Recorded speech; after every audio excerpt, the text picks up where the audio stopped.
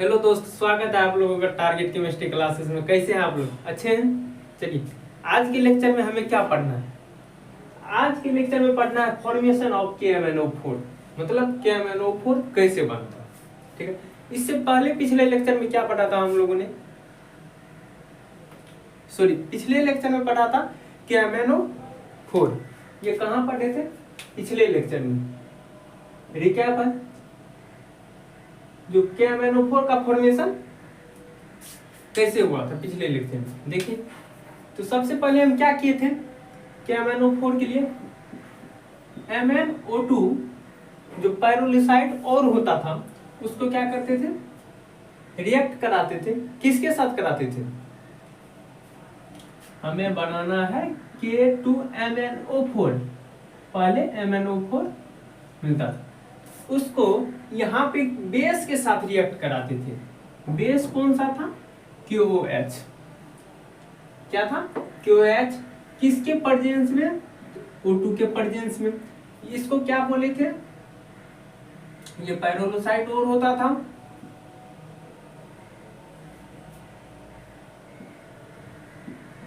लोसाइड और था, और ये क्या था? बेस था ना, एल्कलाइन हाइड्रोक्साइड था। इसके बाद ये क्या था? ऑक्सीडाइजिंग एजेंट था,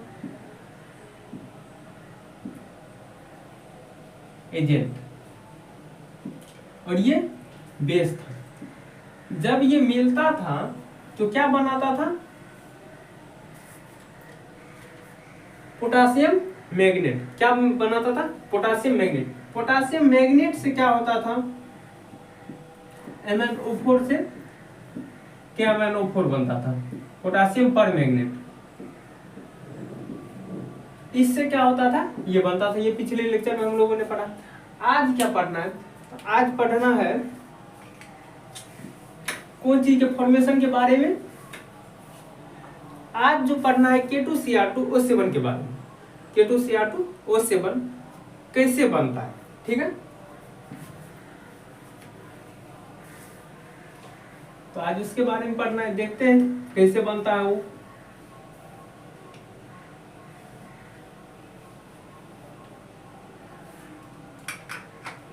K2Cr2O7, ठीक है? तो यहां देखिए, यदि K2Cr2O7 रहे, क्या रहे? K2Cr2O7 और K2Cr O4 रहे, तो दोनों का नाम चेंज होता है, अलग अलग होता है। जबकि इसमें भी पोटासियम है, इसमें भी क्रोमियम है, इसमें भी ऑक्सीजन है। इसमें पोटासियम, क्रोमियम, ऑक्सीजन। अंतर कहाँ है? यहाँ पे क्रोमियम 1 है, यहाँ क्रोमियम 2 है। यहाँ ऑक्सीजन 4 है, यहाँ ऑक्सीजन 7 है। तो अंतर यहाँ है, जिस कारण से एक एटम यदि बदल जाता है तो कंपाउंड्स का प्रॉपर्टीज अलग हो जाता है। तो यहाँ पे तो एक ही एलिमेंट नहीं, बहुत दोनों बदल चुका है। तो देखिए, तो ये 2 क्रोमियम है, ठीक है? कितना क्रोमियम है? 2 क्रोमियम है। इसीलिए इसको बोलते हैं, पोटासियम का तो पोटासियम रहेगा ही, इसका नाम हो जाएगा पोटासियम। के लिए पोटासियम आ गया, क्रोमियम है 2 को है तो डाइक्रोमेट।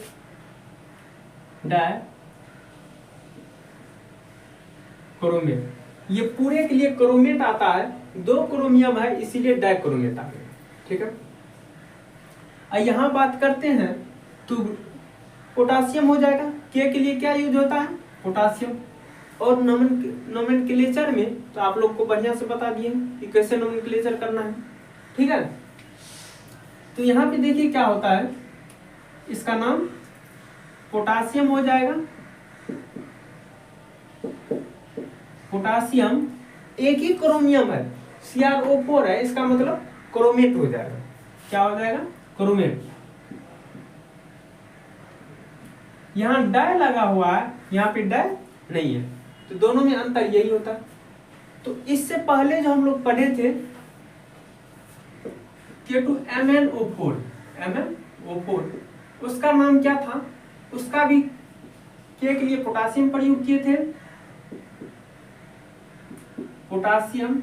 इसके लिए क्या प्रयोग किए थे, यहाँ पे बोले थे चार्ज कितना होगा, यहाँ पे इसके लिए पोटासियम, और ये पूरे के लिए मैग्नेट।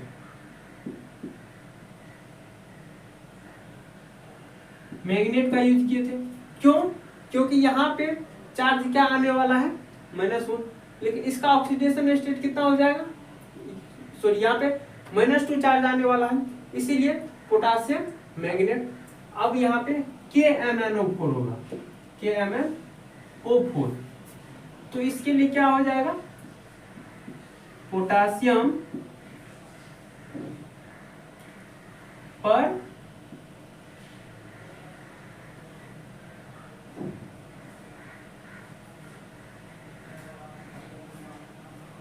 पर मैग्नेट।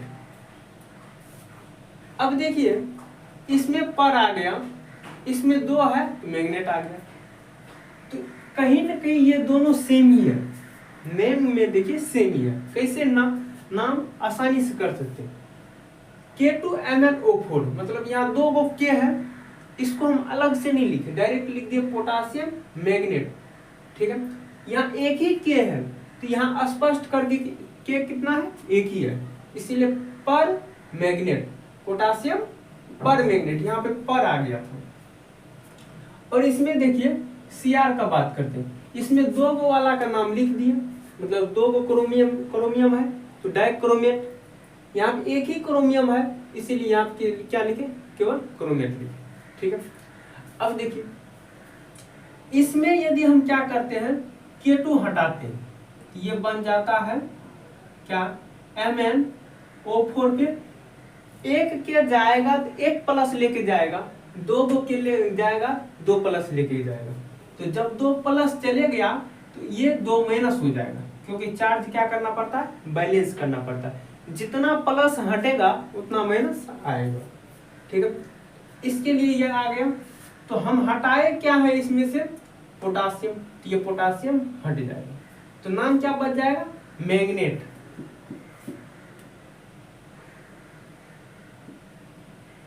मैग्नेट हो जाएगा। अब इसका बात करते हैं, जब ये पोटासियम हटा दिए तो क्या बच गया, मैग्नेट, तो वही नाम हो गया।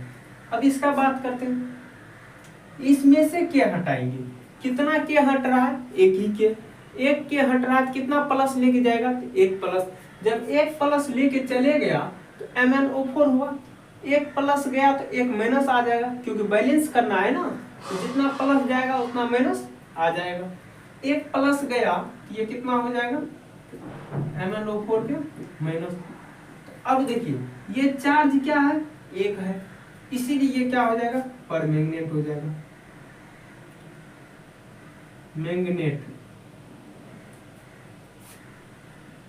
ठीक है। तो आप लोग समझ गए होंगे कि जो मैग्नेट और पर मैग्नेट, यदि इसमें 2 पोटासियम मिल गया तो ये क्या हो जाएगा, पोटासियम मैग्नेट। जब एक ही पोटासियम मिलता है इसमें, ये पर पोटासियम पर मैग्नेट आ जाता है, ठीक है। अब इसका बात करते हैं, ये तो कर लिए इधर, इसमें क्या समानता है, इसमें भी पोटासियम हटाइए, इसमें भी हटाइए, ठीक है।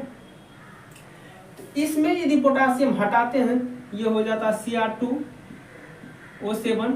अब 1 पोटासियम गया, 1 प्लस लेके गया, 2 पोटासियम जा रहा है तो 2 प्लस लेके जाएगा, जब 2 प्लस लेके गया तो माइनस भी कितना चले जाएगा, 2, क्यों, क्योंकि चार्ज बैलेंस होना चाहिए, जब ये 2 प्लस चले गया, यहाँ कितना हो जाएगा, 2 माइनस हो जाएगा, ठीक है।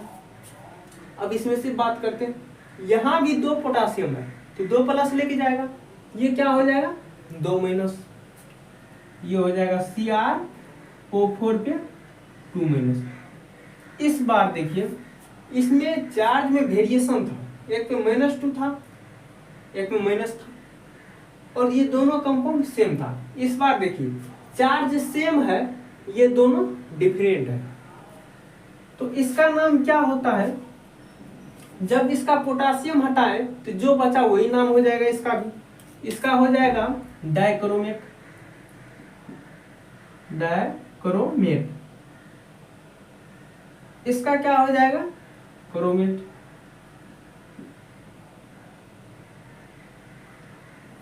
ठीक है। तो अगले बार हम क्या किए थे, हमको ये फॉर्मेशन करना था। फॉर्मेशन क्या करना था, ये बनाना था। तो पहले क्या बना था, पहले ये बना था, पहले ये बना, बाद में ये बना।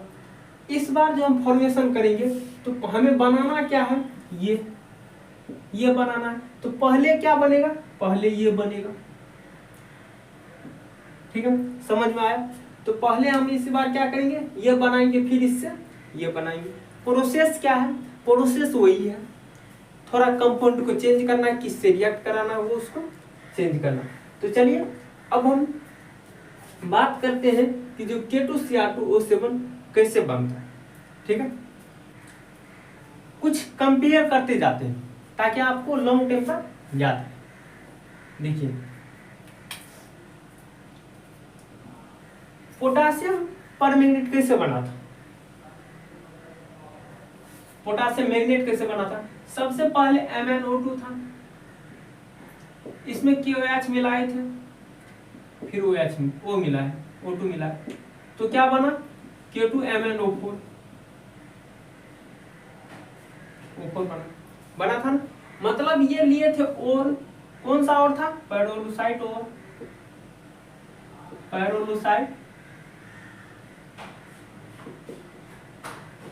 था। ये क्या था, बेस था, और ये ऑक्सीडाइजिंग एजेंट था, ऑक्सीडाइजिंग एजेंट था। कोई दिक्कत नहीं ना। चलिए, इस प्रकार से K2MnO4 बना। लेकिन आज जो करने वाले हैं, जो इसके लिए है, क्या होगा इसमें, देखिए सबसे पहले हम लेते हैं कोई और ही होगा। क्या होगा, और मतलब एस। तो कौन सा और लेने वाले हैं, इस बार लेने वाले हैं क्रोमाइट और, जिसका सूत्र होता है FeCr2O4। ये कौन सा और है, क्रोमाइट है।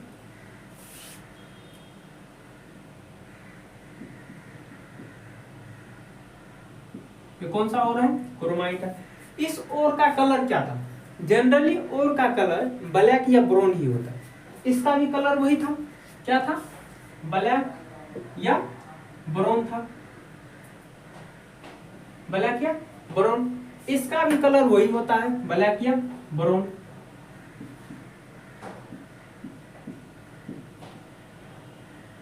ब्राउन, ठीक है। तो हम ये और लिए, जैसे क्या MnO4 में लिए थे, फिर उसको बेस के साथ रिएक्ट करा रहे, इसमें भी बेस देंगे, लेकिन कौन सा देंगे, इसमें बेस देने वाले हैं Na2CO3। क्या देने वाले हैं, Na2CO3। इसका नाम आप लोग भली भांति जानते होंगे, क्या नाम है इसका, sodium chromate, sodium carbonate, sodium carbonate है। तो ये एक हम K2Cr2 का फॉर्मेशन कर रहे हैं। तो K2Cr2 का फॉर्मेशन जो कर रहे हैं, तो सबसे पहली बात कि जो एक और लेते हैं, और मतलब अयस्क जो मिट्टी के अंदर पाया जाता है, तो एक और लिए जिसका कलर था ब्लैक या ब्राउन, और का नाम क्या था, क्रोमाइट और। ठीक है, जो जिसका सूत्र क्या होता है, FeCr2O4। ठीक है, इसको एक बेस के साथ रिएक्ट कराया, किसके साथ, बेस के साथ। बेस क्या है, Na2CO3, बेस के साथ रिएक्ट कराया इन प्रेजेंस ऑफ, किसकी मौजूदगी में, वाटर के, सॉरी ऑक्सीजन के मौजूदगी में, इन प्रेजेंस ऑफ ऑक्सीजन, किसके मौजूदगी में इसको क्या किया, रिएक्ट कराया, ऑक्सीजन के मौजूदगी में। ये ऑक्सीजन क्या होता है, ऑक्सीडाइजिंग एजेंट होता है। क्या होता है ये, ऑक्सीडाइजिंग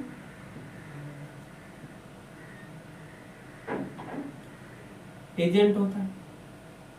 ठीक है, तो ऑक्सीडाइजिंग एजेंट होता है। तो जैसे ये रिएक्ट करेगा तो क्या बनने वाला है, तो देखिए एक Na पे एक ये Na+1 लेके जाता है, CO3 क्या है, -2 वाला है।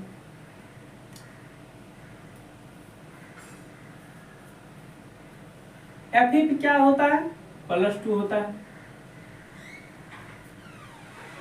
और यहाँ पे ऑक्सीजन -2 होगा, और ये क्रोमियम किस में है,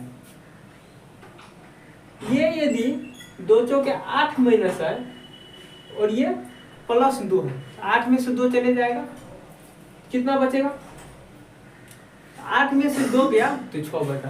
तो 6 के लिए 2 क्रोमियम है, एक क्रोमियम के लिए हो जाएगा +3, इसमें क्रोमियम किस में +3 में, कोई दिक्कत नहीं ना। अब ये जो मिलके बनाएगा तो देखिए क्या होता है, ये पूरा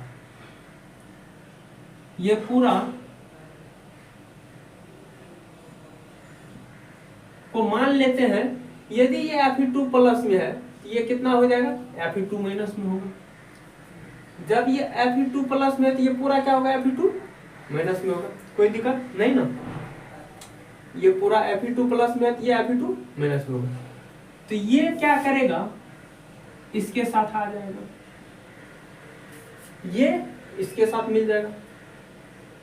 एक सोडियम है तो एक प्लस है, लेकिन यहाँ पे कितना है, 2 माइनस है, तो 2 माइनस के लिए 2 प्लस चाहिए, तो यहाँ पे 2 सोडियम लेना पड़ेगा। तो 2 सोडियम लेंगे, Na2 मतलब 2 सोडियम। 2 सोडियम क्यों लिए, क्योंकि हम इसको इसके साथ ला रहे हैं, इसके साथ ला रहे हैं तो चार्ज तो एक दूसरे का अपोजिट होना चाहिए। तो Na पे +1 चार्ज होता है, तो माइनस वाला क्या है, माइनस में 2 है, तो ये 2 सोडियम इसीलिए लिए क्योंकि एक पे +1 होता है तो 2 पे +2 हो जाएगा, और ये वाला आके इसके साथ मिल जाएगा। इसके साथ जो आके मिलेगा O4 पे -2 हो जाएगा, तो ये -2 नहीं लिखेंगे क्योंकि यहाँ भी +2 हो जाएगा, -2 ये हो जाएगा, दोनों बैलेंस हो जाएगा। इस प्रकार से क्या हो जाएगा, Na2Cr2O4 बन जाएगा, बनेगा, लेकिन यहाँ पे CrO4 ही रहता है। क्यों CrO4 रहता है, क्योंकि ये क्या करता है, जैसे रिएक्ट करता है ऑक्सीजन की मौजूदगी में, तो ये सोडियम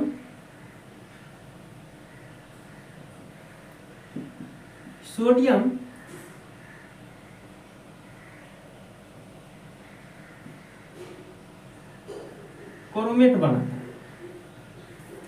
क्या करता है, ये सोडियम क्रोमेट बनाता है। जैसे ये सोडियम क्रोमेट बना लिया, तो अब इस समय देखिए क्रोमियम किस स्थिति में चले गया, कहाँ चले गया, इस समय क्रोमियम चले गया, ये +2 हो गया, -8 हो गया, मतलब +6 में चले गया। ये दोनों इसमें कहाँ चलेगा, क्रोमियम +6 में चलेगा। जब ये +6 में जाता है तो कुछ और एक्स्ट्रा बनता है, ये Fe ऑक्सीजन से रिएक्ट करेगा, ये ऑक्सीजन पार्टिसिपेट नहीं करता है, इस वाले ऑक्सीजन से रिएक्ट करेगा, तो ये क्या हो जाएगा, Fe2O3 बना लेगा। ये Fe2O3 जो बनाता है, इसका नाम क्या होता है, इसका नाम होता है हेमाटाइट, ठीक है। उसके बाद कुछ एक्स्ट्रा भी बनाता है, ये CO2 भी बनाता है। क्या करता है, CO2 भी बनाता है, ये गैस होता है, ये उड़ जाता है, ठीक है। इस प्रकार से सोडियम क्रोमेट बना। अब इससे क्या करना है, डाइक्रोमेट बनाना है, तो कैसे बनेगा डाइक्रोमेट, देखिए। तो सोडियम क्रोमेट को सबसे पहले हम क्रोमेट को डाइक्रोमेट बनाएंगे, क्रोमेट को क्या करना, डाइक्रोमेट बनाना है। तो देखिए Na2Cr O4 है, इसको यदि हम एसिड के साथ रिएक्ट कराते हैं, H2SO4 के साथ रिएक्ट कराते हैं, तो क्या बनता है, देखिए ये बनेगा Na2Cr2O7 बनेगा। फिर क्या बनेगा, Na2SO4 प्लस वाटर, मतलब ये कि ये जैसे इसके रिएक्ट किया ना, तो ये इसके साथ एक बार गया, ठीक है, सॉरी केवल सोडियम में क्या हो गया, इसके साथ गया। तो जब ये सोडियम SO4 के साथ जाता है तो क्या बन जाता है, Na2SO4। अब देखिए, और इसकी संख्या, इसमें क्रोमियम की संख्या और ऑक्सीजन की संख्या बढ़ जाता है, तो Na2Cr2O7 हो जाता है। फिर यहाँ पे क्या हो जाता है, वो यहाँ H2 बचा है, ये वाटर भी बना लेता है। ठीक है, इस प्रकार से ये सोडियम बाइक्रोमेट हो गया, यानी कि 2 क्रोमेट या डाइक्रोमेट बोलिए, सोडियम डाइक्रोमेट। ये क्या बन गया, सोडियम डाइक्रोमेट, सोडियम डाइक्रोमेट होगा। अब ये सोडियम डाइक्रोमेट ही लेते हैं केवल। देखिए हम बाद बाकी को सबको छोड़ते जा रहे हैं, जो जरूरत है हमें जिससे क्या होता है पोटासियम डाइक्रोमेट बनेगा उसी को ले रहे हैं। तो ये Na2Cr2O7 में क्या करते हैं, KCl मिलाते हैं। ये एक सॉल्ट है, ये सॉल्ट मिलाते हैं। जैसे सॉल्ट मिलाएंगे तो क्या हो जाएगा, ये रिएक्ट कर जाएगा के साथ और Cl आ जाएगा Na के साथ। तो ये K का क्या बना लेगा, K2 बना लेगा, Cr2O7 हो जाएगा। अब प्लस ये क्या हो जाएगा, NaCl के साथ रिएक्ट करेगा NaCl हो जाएगा। ठीक है, इस प्रकार से हमारा क्या बन गया, डाइक्रोमेट। डाइक्रोमेट कौन सा, पोटासियम। तो देखिए एक बार और बताते हैं, और इस बार जो बताएंगे बहुत शॉर्ट में बताएंगे। देखिए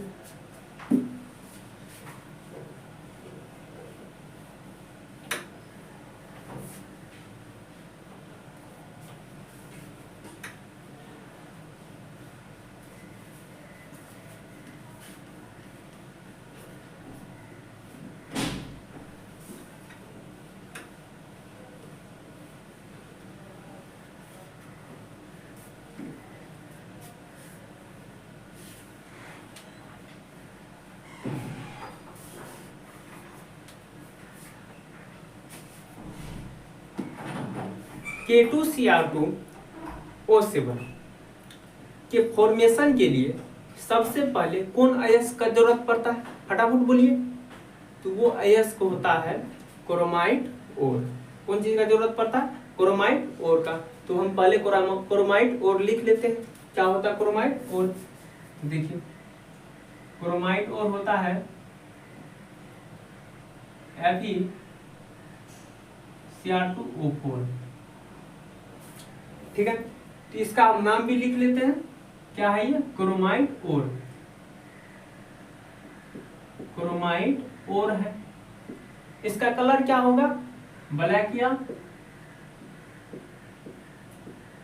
ब्राउन कलर का होगा।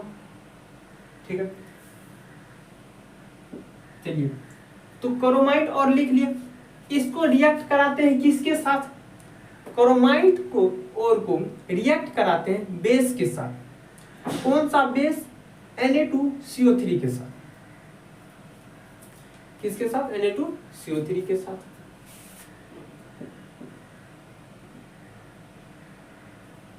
Na2CO3 के साथ रिएक्ट करा दिया। अब देखिए इसका भी नाम लिख लेते हैं। इसका नाम क्या होता है, sodium carbonate. Sodium carbonate. CO3 को क्या बोलते हैं, कार्बोनेट बोलते हैं। और ये क्या है, सोडियम है ना। तो ये कितनी संख्या है, इसको हम इसको ये नहीं लिखते, इसकी संख्या नहीं लिखते। इसको क्या बोलते हैं, सोडियम कार्बोनेट बोलते हैं। ये भी लिख लेते हैं, सोडियम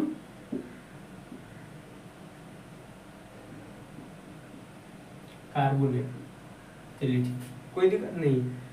अब अगला क्या करो, एक ऑक्सीडाइजिंग एजेंट लेंगे, अर्थात ऑक्सीजन लेंगे। ऑक्सीडाइजिंग एजेंट यानी ऑक्सीजन। तो ये रिएक्शन कराएंगे किसकी मौजूदगी में, ऑक्सीजन की मौजूदगी में, इन प्रेजेंस ऑफ ऑक्सीजन। ऑक्सीजन की मौजूदगी में तो क्या बनता है, जब इसको इसके साथ रिएक्ट कराते हैं ऑक्सीजन की मौजूदगी में तो क्या बनता है, पोटासियम क्रोमेट या पोटासियम डाइक्रोमेट। तो एक भी चीज नहीं बनता। पहले सोडियम बनेगा, उसके बाद चलिए पहले क्या बनेगा, सोडियम बना लेते हैं। और ये Cr2O4 चले जाता है वहां पे और CrO4 में बदल जाता है। किस में बदल जाता है? CrO4 बनाता है। कोई दिक्कत नहीं ना? चलिए अब देखते हैं प्लस और क्या बनाता है। तो ये F ही ऑक्साइड भी बनाता है। यहाँ CO3 है ना, इसके साथ रिएक्ट करके ये ऑक्साइड भी बनाता है, आयरन ऑक्साइड। कौन सा? तो ये ऑक्साइड है Fe2O3 जिसको हेमाटाइट बोलते हैं। ठीक है। और क्या बनाता है? और बनाता है CO2। क्या बनाता? CO2 भी बनाता है, CO2। इसका नाम क्या होता है? इसका नाम होता है सोडियम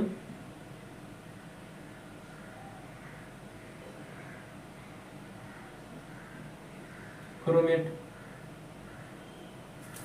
क्या हो गया ये? सोडियम क्रोमेट हो गया। इसका कलर कैसा होता है?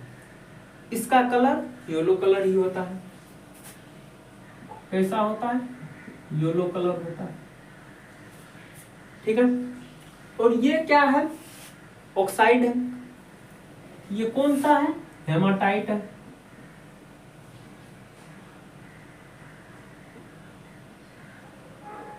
और ये तो गैस है, भली भांति जानते हैं। तो अब इस सोडियम को क्रोमेट को हम रिएक्ट कराते हैं किसके साथ? अब इसको क्या करना है? निकाल लेना है। ये जो पूरा सॉल्यूशन है, ठीक है, जो पूरा सॉल्यूशन है उसमें से क्या करना है? इसको केवल निकाल लेना, बाद बाकी को छोड़ देना। तो जैसे इसको निकालते हैं तो क्या होता है? Na2CrO4 होता है। Na2CrO4। तो अब इसको हम किस में डालेंगे? एसिड में डालेंगे या एसिडिफाइड करते हैं। कौन सा एसिड में डालेंगे? H2SO4 में डालेंगे। तो जैसे इसको इसमें डालते हैं ये क्रोमियम की संख्या को बढ़ा लेता है। क्या करता है? क्रोमियम की संख्या को बढ़ा लेता है, 1 से 2 कर लेता है। मतलब Na2 है, ये है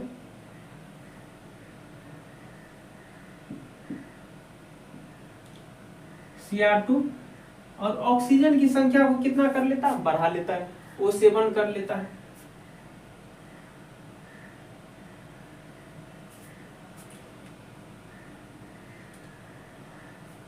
उसके बाद और क्या बनाता है? ये सोडियम अलग होकर H2SO4 से भी रिएक्ट कर लेता है। ये सोडियम क्या करेगा? H2SO4 से रिएक्ट करके क्या बना लेगा? Na2SO4 बना लेता है। Na2SO4 बनाता है। प्लस और क्या बनाता है? ये H2O बच गया तो ये अपना वाटर बना लेता है।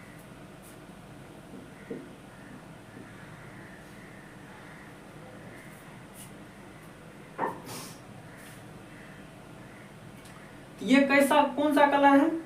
येलो कलर है। नाम क्या है? Sodium chromate. ये सोडियम क्रोमेट है। कलर येलो कलर होता है। और ये क्या है? सल्फ्यूरिक एसिड है।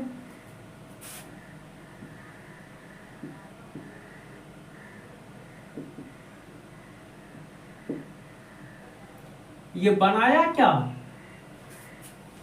है? क्रोमियम 2 है, मतलब डाइक्रोमेट बना लिया। इसको क्या बोलेंगे? Sodium dichromate.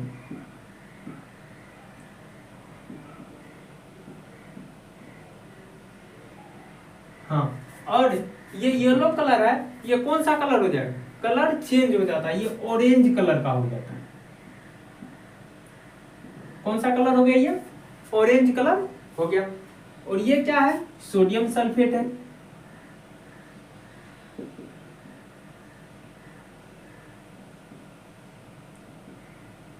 और ये तो वाटर है ये। तो इस प्रकार से यहाँ पे सोडियम डाइक्रोमेट हुआ। अब आगे क्या करते हैं?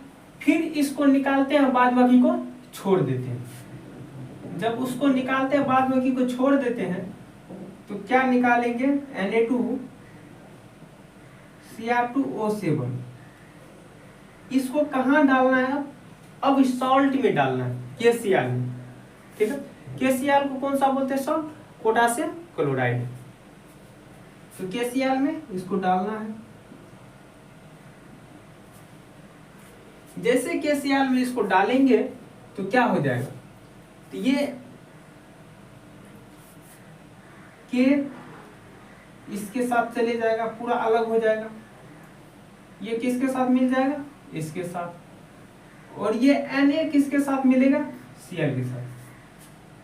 ये रिएक्शन में पूरा बराबर का बराबर हो जाता है। ये इसके साथ मिल जाता है, ये इसके साथ मिल जाता है। तो जब ये इसके साथ मिलेगा तो पॉजिटिव को पहले लिखते हैं, तो पोटासियम K2 आएगा। 2 इसीलिए आता है क्योंकि इस पूरा पे -2 चार्ज है, तो एक के पे एक प्लस, यहाँ पे 2 के लेंगे तब ना 2 प्लस होगा, चार्ज बराबर करना होता है। Cr2O7, ठीक है। अब Na2Cl के साथ रिएक्ट करके क्या बनाता है? NaCl बनाता है, प्लस NaCl। तो यही क्या है? पोटासियम डाइक्रोमेट है, फॉर्मेशन हो गया पोटासियम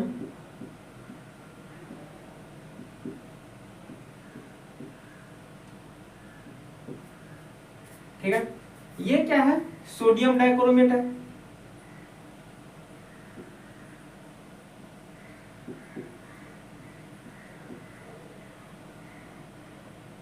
ये सोडियम डाइक्रोमेट है। यहां पे सोडियम डाइक्रोमेट से किस में चले गया? Potassium dichromate. कलर ये दोनों का सेम ही होता है, ऑरेंज कलर ही होता है। इसका भी कलर कैसा होगा? ऑरेंज। इसका भी कलर क्या होगा? ऑरेंज। इस प्रकार से यह अभिक्रिया 3 स्टेप में होता है। कितने स्टेप में? 3 स्टेप में। ये स्टेप फर्स्ट हुआ,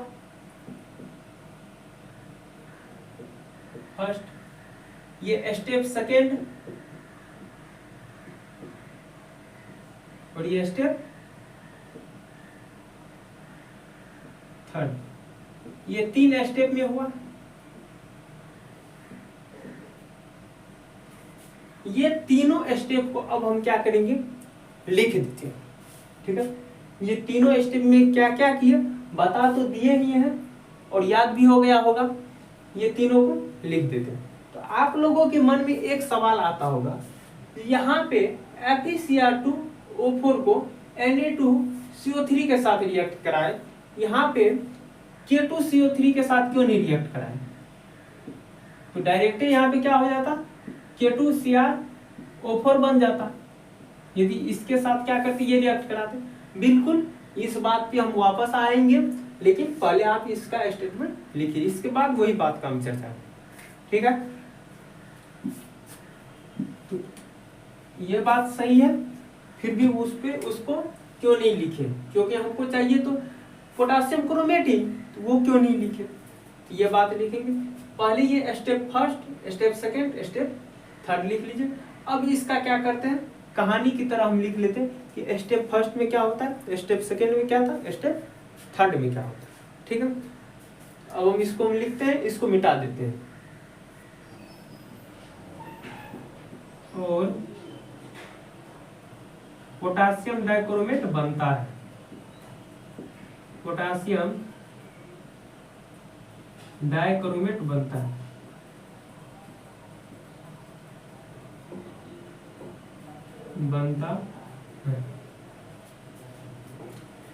इस प्रकार से देखिए, इस प्रकार से क्या होता है कि तीनों स्टेप को लिखे। फर्स्ट स्टेप में क्या है? Yellow colour sodium chromate are formed by the reaction of chromide और with sodium carbonate in presence of oxygen.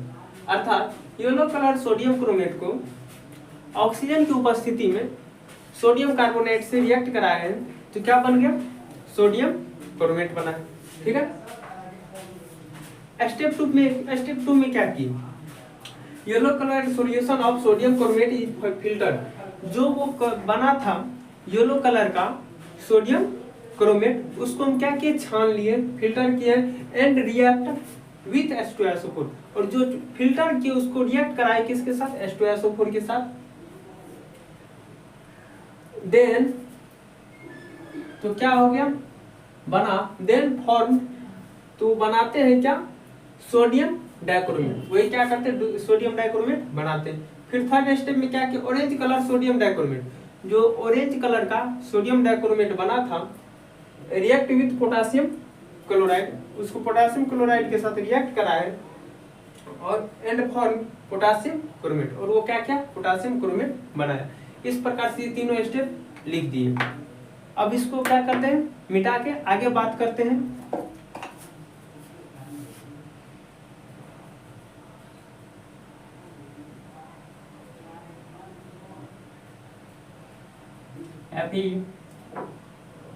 FeCl2O4,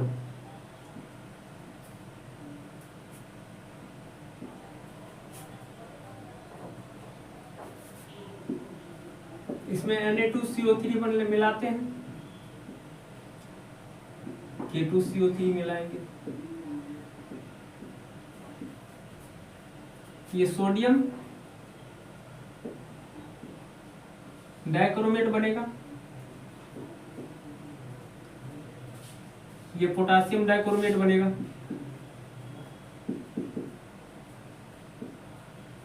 dichromate,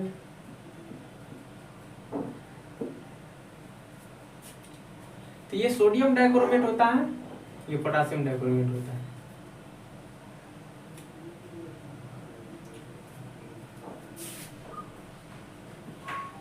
ये हाईली सोल्यूबल होता है in, highly soluble in KCl, less soluble इन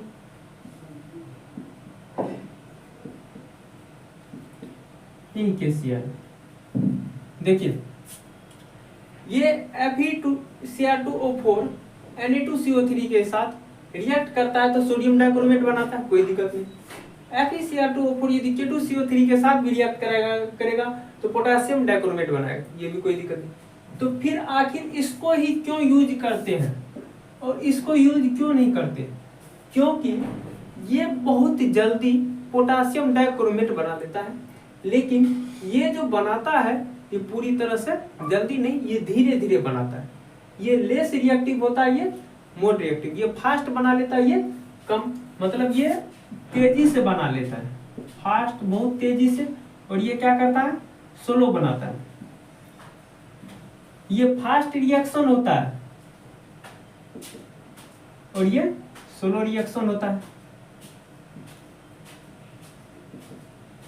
तो ये दोनों तरह से, इससे भी बनेगा, ऐसा नहीं कि नहीं बनता, दोनों से इससे भी बनेगा और इससे भी बनेगा। तो फर्क इतना है कि ये फास्ट हो जाता है इसीलिए इसका यूज करते हैं, ये स्लो होता है इसीलिए इसका यूज नहीं करते। ठीक है, कोई भी चीज, कोई भी काम हम लोग जल्दी करना पसंद करते हैं, इसीलिए क्या करते हैं, इसको इसके साथ मिलाए, ये बना दिए।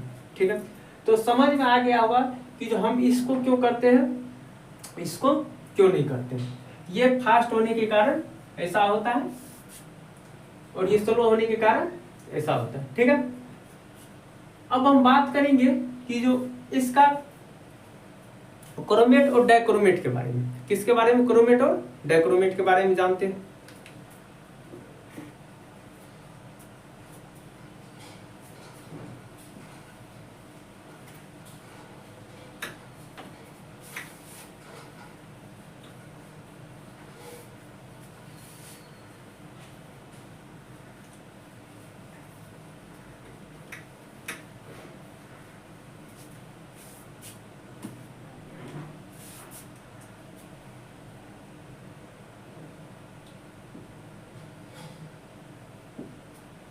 क्रोमेट और यहां लिखते हैं डाई क्रोमेट। देखिए हम क्रोमेट को डाइक्रोमेट में आसानी से ले जा सकते हैं, किसमें, आसानी से, in aqueous solution, aqueous solution. जब मीडियम एक्वस हो, जलीय विलयन हो, तो क्रोमेट को हम डाइक्रोमेट में ले जा सकते हैं, डाइक्रोमेट को क्रोमेट में ले जा सकते हैं। तो आखिर कब क्रोमेट डाइक्रोमेट में जाएगा और डाइक्रोमेट कब क्रोमेट में आएगा? जब मीडियम एसिडिक हो, ये क्रोमेट है, एसिडिक मीडियम में जाएगा तो डाइक्रोमेट बना लेगा। क्या कर लेगा? डाइक्रोमेट बना लेगा। अर्थात पीएच वैल्यू पे डिपेंड करता है। ये किस पे डिपेंड करता है? पीएच वैल्यू पे। जो एसिडिक में क्रोमेट यदि एसिडिक में रहेगा तो डाइक्रोमेट बना लेगा। फिर ये क्या हो जाएगा? जब पीएच वैल्यू 7 से ज्यादा हो जाए तो डाइक्रोमेट, जब पीएच वैल्यू 7 से ज्यादा रहेगा तो डाइक्रोमेट किस में आ जाएगा? क्रोमेट में। ये किस में चले जाएगा? इसमें चले जाएगा। ठीक है, अब बात करते हैं आगे। तो इसका भी स्ट्रक्चर देख लेते, इसका भी देख लेते दोनों का। क्रोमेट का सबसे पहले सूत्र क्या होता है? इसका सूत्र होता है Cr2O4 पे -2 होता है ना। इसका क्या होता है? Cr2O7 पे -2 होता है। इसका स्ट्रक्चर और इसका स्ट्रक्चर, दोनों का स्ट्रक्चर देखते हैं। सॉरी, इसमें Cr2 नहीं होगा, केवल Cr2 है, क्योंकि क्रोमेट है ना, डाइक्रोमेट नहीं है। तो CrO4 पे -2, इसमें Cr2O4 पे -2। तो देखिए Cr है, ऑक्सीजन 4 गो है, लेकिन 2 गो ऑक्सीजन पे माइनस है, मतलब जिस पे माइनस होगा तो वो निगेटिव चार्ज लेगा। तो 2 गो ऑक्सीजन होगा जिस पे निगेटिव चार्ज नहीं है। अब यहाँ पे एक को लिख दिए जो बिना निगेटिव चार्ज वाला है, दूसरा ऑक्सीजन यहाँ पे जो निगेटिव चार्ज वाला है, फिर तीसरा यहाँ पे जो निगेटिव चार्ज वाला है। ये इसे ये हो गया। अब डाइक्रोमेट का बात करते हैं। इसमें वही बात है, लेकिन इसमें कंडीशन क्या है कि 2 क्रोमियम है, दोनों मिला हुआ है, और दोनों क्रोमियम मिला के 2 ही माइनस चार्ज है, और ऑक्सीजन 7 गो है, मतलब क्रोमियम 2 गो है। 2 गो क्रोमियम हो गया, कोई दिक्कत नहीं ना। अब देखिए ऑक्सीजन कितना है? 7 गो है, लेकिन 2 ऑक्सीजन पे -2 है। एक ऑक्सीजन पे यहाँ -2 कर देंगे, 0 कर देते वो पे माइनस। एक ऑक्सीजन इस क्रोमियम पे माइनस वाला लगा देते, एक इस पे, दोनों पे लगा दिए, तो 2 ऑक्सीजन तो हमारा खत्म हो गया, वो निगेटिव वाला। बाद बाकी जो 5 गो ऑक्सीजन है वो किस में है? पॉजिटिव में है। तो 5 गो है तो क्या करें? 3 इसको दे दे, 2 इसको दे दे। ऐसा नहीं करना है, क्योंकि हमें क्रोमियम को जोड़ना भी है। तो जब क्रोमियम को जोड़ना है तो एक ऑक्सीजन बोल देते भाई साहब दोनों आदमी ले लेगा। एक ऑक्सीजन क्या करेगा? दोनों आदमी साझा कर लेगा, क्योंकि बराबर बराबर चाहिए दोनों क्रोमियम। तो एक को क्या किया? निगेटिव वाला दोनों क्रोमियम ले लिया, एक एक, तो बराबर है। फिर एक 5 ऑक्सीजन बचा, तो 2 ये ले लेगा, लेकिन फिर एक एक्स्ट्रा बच जाएगा। जो एक्स्ट्रा बचता है उसके लिए दोनों बोलता मिल के ले लेते ऑक्सीजन को। तो ये दोनों मिला, दोनों क्रोमियम के बीच में ऑक्सीजन आ गया। अब 2 इसके पास भी है, 2 इसके पास भी, दोनों पे लिख देते हैं। यहाँ भी डबल जीरो, डबल बॉन्ड 0 यहाँ। इस प्रकार से आप ये स्ट्रक्चर को कौन सा स्ट्रक्चर बोलेंगे और इसको कौन सा बोलेंगे? ये टेट्राहेड्रल है, ये टेट्राहेड्रल है।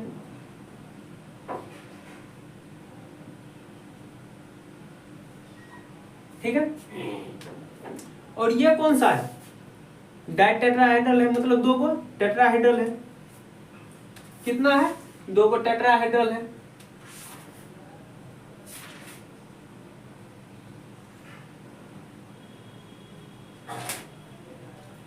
एक ये टेट्राहेड्रल लग रहा है, एक ये, इसीलिए 2 टेट्राहेड्रल, डाइटेट्राहेड्रल इसको बोलेंगे, डाइटेट्रा।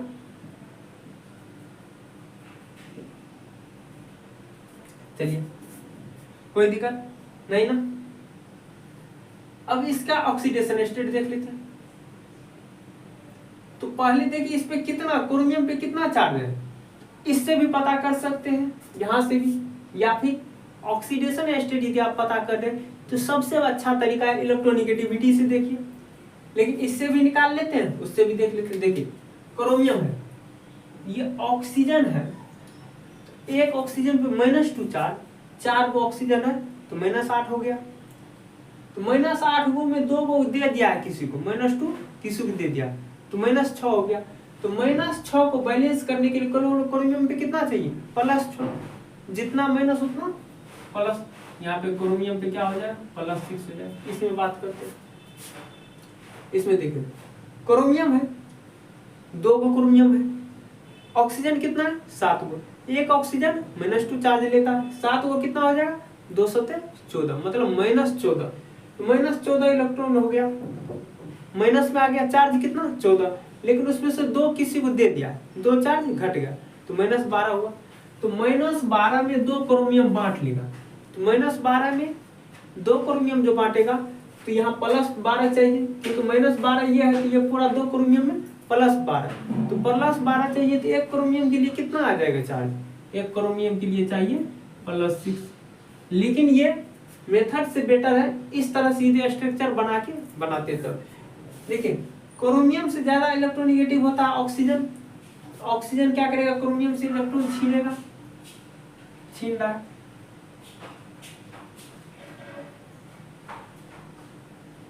छीन लिया, ठीक है, अर्थात क्रोमियम क्या किया, इस सब ऑक्सीजन को इलेक्ट्रॉन दिया। इसमें भी वही काम करते हैं। एक तरीका तो ये था, दूसरा तरीका इलेक्ट्रोनिगेटिविटी के आधार पे। देखिए ये क्रोमियम इस ऑक्सीजन को देगा, ये क्रोमियम इस ऑक्सीजन को देगा, सब एक दूसरे को दे रहा है।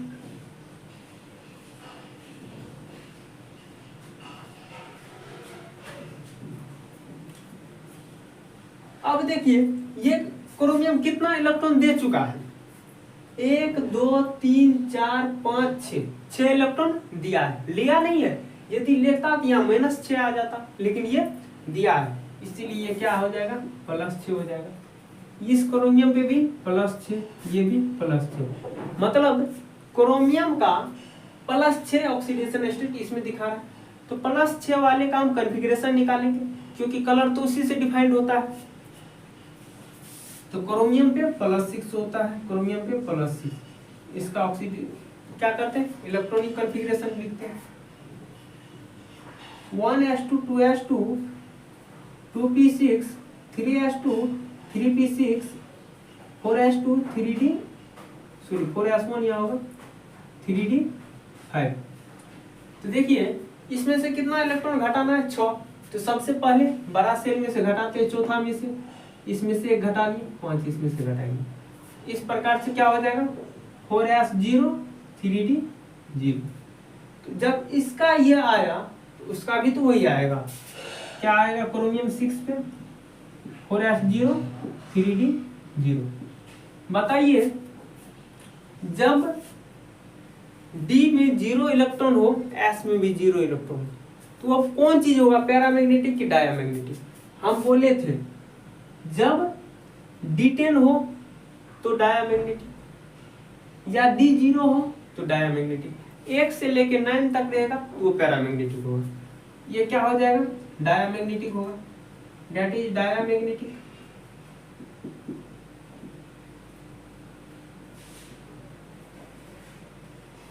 ये भी क्या होगा डायमैग्नेटिक ही होगा, डायमैग्नेटिक। अब जब ये दोनों डायमैग्नेटिक है, फिर भी ये कलर्स दिखाता है, ये भी कलर दिखाता है। ये कौन सा कलर दिखाता है, येलो कलर दिखाता है, येलो कलर। ये कौन सा दिखाता है, ऑरेंज कलर दिखाता है। क्यों दिखाता है, याद है पिछले लेक्चर में भी बताए थे कि ये लिगांड से मेटल की तरफ क्या कर रहा है, चार्ज को भेज रहा है, ट्रांसफर कर रहा है।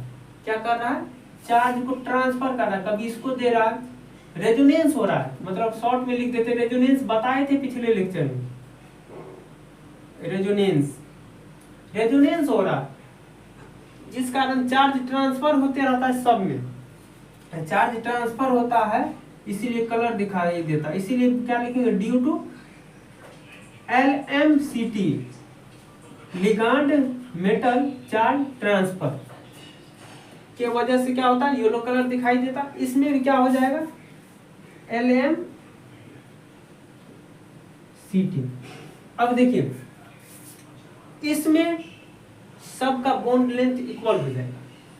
क्यों इक्वल होता है, क्योंकि देखिए एक बार चार्ज इस पे माइनस जाएगा तो ये सिंगल बॉन्ड हो जाएगा, एक बार इस पे आएगा तो ये माइनस हो जाएगा, सिंगल बॉन्ड हो जाएगा। मतलब सब बराबर, एक यदि अभी ये माइनस है कभी ये रहेगा कभी ये रहेगा, मतलब सब एक जैसा रहेगा। सब में डबल बॉन्ड का भी कैरेक्टर है, सिंगल बॉन्ड का भी कैरेक्टर है, इसीलिए क्या हो जाएगा, इक्विवेलेंट बॉन्ड लेंथ हो जाएगा।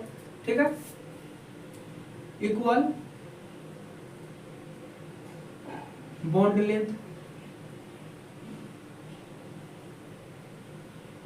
ठीक है, कितना पॉइंट हो गया,